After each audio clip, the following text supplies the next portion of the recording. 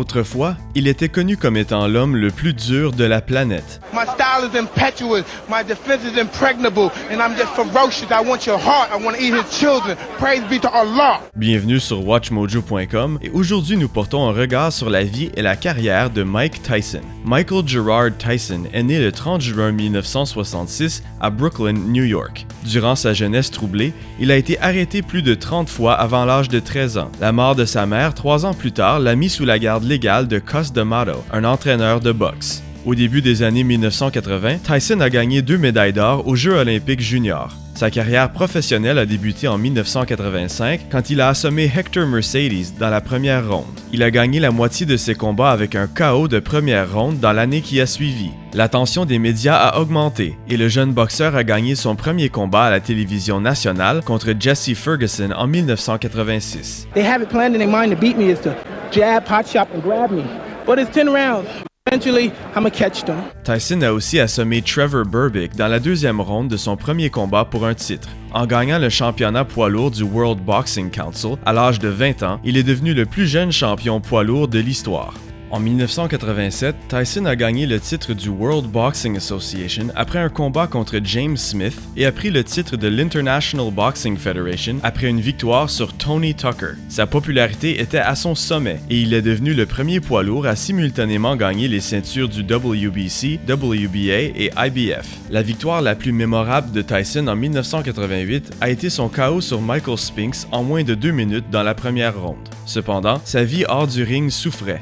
Pendant que Don King devenait son promoteur, un divorce imminent et le congédiement de son entraîneur Kevin Rooney ont affecté sa discipline et son entraînement. Ceci a été évident durant son combat de 1990 contre Buster Douglas, quand Iron Mike a été assommé pour la première fois de sa carrière professionnelle.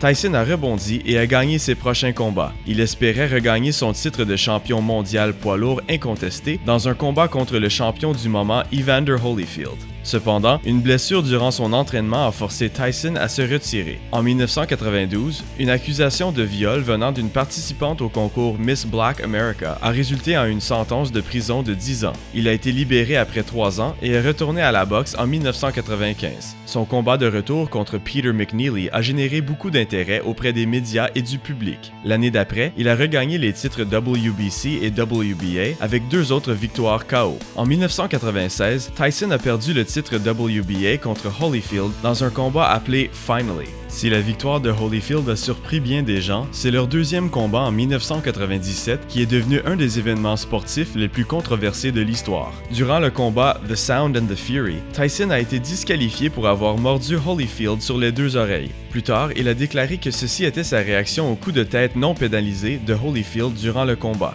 Malgré des excuses publiques, la licence de Tyson a été annulée. Cependant, elle a été restaurée seulement 1 an plus tard. Son premier combat de retour était contre François Botha en 1999 et Tyson a supposément essayé de casser les bras de son adversaire. Il a ensuite passé un autre 9 mois en prison après avoir été accusé de délit contre 2 conducteurs dans un incident l'année d'avant. La controverse a continué. En se battant contre Lou Savarese, Tyson a jeté un arbitre au sol. Le résultat de son match contre Andrew Golota a été annulé après que de la marijuana ait été trouvée dans son système. En 2002, Tyson a été assommé par Lennox Lewis dans un combat de championnat poids lourd qui a été l'événement télévisé le plus lucratif de pay-per-view à date. La dernière victoire professionnelle de Tyson a été le KO de première ronde contre Clifford Etienne en 2003. Cette même année, il a aussi déclaré faillite. Néanmoins, il est retourné à la boxe en 2004 et a été assommé par Danny Williams dans la 5e défaite de sa carrière. En 2005, Tyson a annoncé qu'il quittait la boxe après avoir quitté un combat avec Kevin McBride sans le finir. Does that mean we won't see you fight again? Yeah, that's most likely. I'm not going to fight again.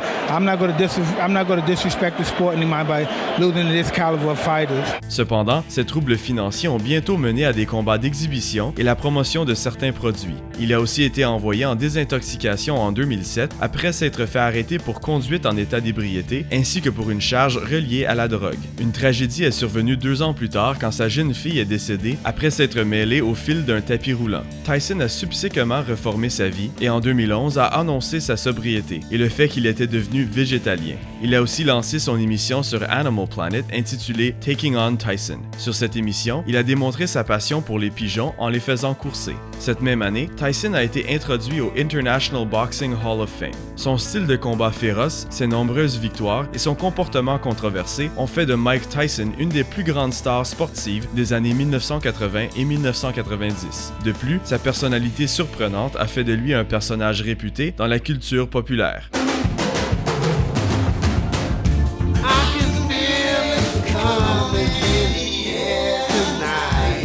Of course, my guy.